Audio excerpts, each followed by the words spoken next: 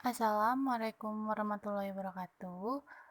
Pada kesempatan kali ini, kita dari kelompok 6 akan mempresentasikan tentang materi yaitu macam-macam gaya bahasa.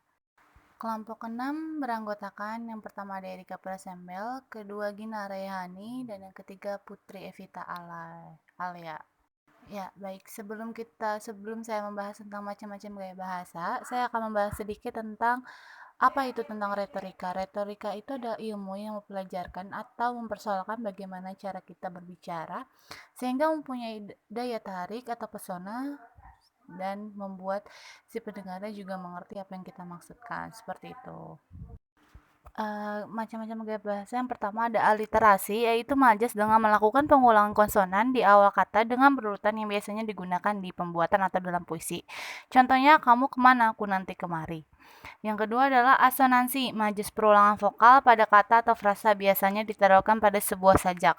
Contohnya, jangan kau bermain api jika kau tidak dapat mengakhirinya. Selanjutnya ada anostrof, yaitu adalah gaya bahasa retoris yang diperoleh dengan membalikan susunan kata yang dalam kalimat. Contohnya, pergilah ia meninggalkan kami, keheranan kami melihat peranginya. Yang selanjutnya ada apofasis, yaitu gaya bahasa yang dimana pengarang menegaskan sesuatu tetapi tampaknya menyangkal atau menyatakan. Contohnya adalah Anda adalah kaum terdidik yang menjunjung kesatuan. Sikap tidak sopan Anda di sini telah meresahkan warga kami.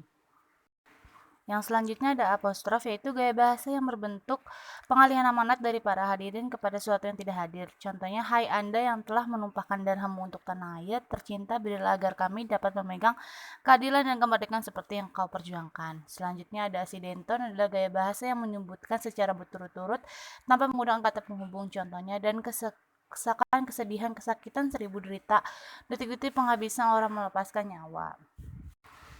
Yang terakhir ada polisidenton, adalah gaya bahasa kebalikan dari asidenton, beberapa kata atau frasa atau klausa yang dihubungkan dengan kata sambung. Jadi pada contoh ini ada penghubungnya itu seperti dan, yang, dengan, seperti itu atau pada. Terima kasih. Kedelapan, kiasmus atau kiasmus adalah gaya bahasa yang berisikan perulangan dan sekaligus pula merupakan inversi hubungan antara dua kata dalam satu kalimat. 9.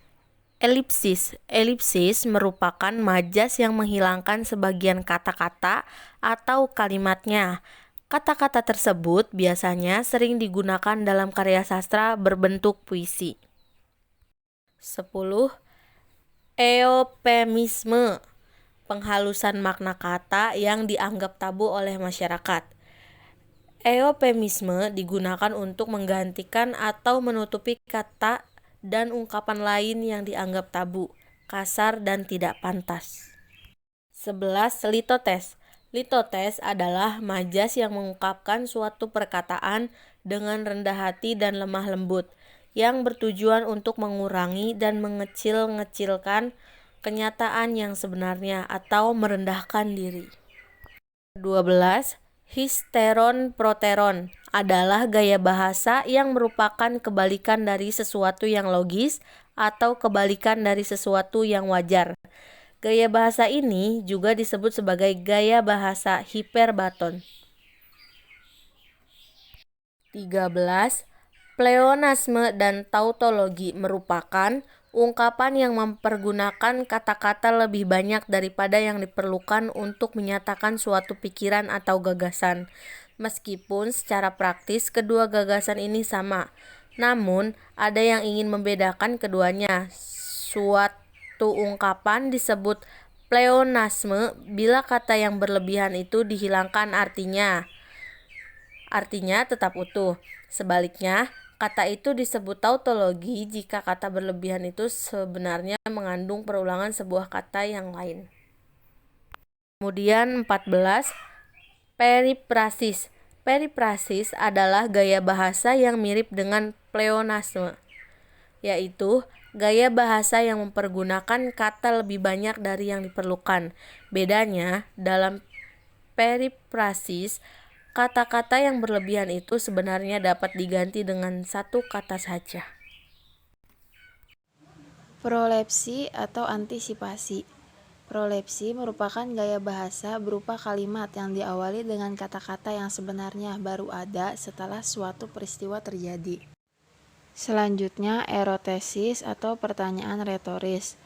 Erotesis merupakan gaya bahasa berupa pengajuan pertanyaan untuk memperoleh efek mengulang tanpa menghendaki jawaban, karena jawabannya sudah tersirat di sana. Gaya bahasa ini acap digunakan oleh para orator. Selanjutnya, silepsis atau zeugma. Silepsis adalah penggunaan satu kata yang mempunyai lebih dari satu makna dan yang berfungsi dalam lebih dari satu konstruksi sintaksis. Sedangkan zeugma adalah silepsis dengan menggunakan kata yang tidak logis dan tidak gramatis untuk konstruksi sintaksis yang kedua, sehingga menjadi kalimat yang rancu. Selanjutnya, koreksio epanotesis.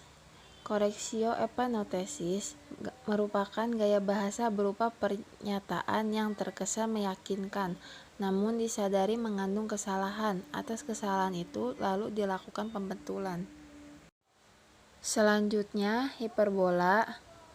Hiperbola merupakan gaya bahasa yang berupa suatu pernyataan yang terlalu berlebihan dari kenyataan yang ada dengan maksud untuk memberikan kesan yang mendakam atau meminta perhatian. Paradoks. Paradoks merupakan gaya bahasa yang bertentangan antara pernyataan dan fakta yang ada, atau dua pengertian yang bertentangan sehingga seperti tidak masuk akal. Dan kemudian oksimoron. Oksimoron merupakan gaya bahasa semacam paradoks yang lebih singkat dan padat, mengandung kata-kata yang berlawanan arti alam frase yang sama. Cukup sekian pemaparan materi dari kelompok 6. Mohon maaf bila banyak kesalahan dan kekurangan dalam menyampaikan materi. Terima kasih. Wassalamualaikum warahmatullahi wabarakatuh.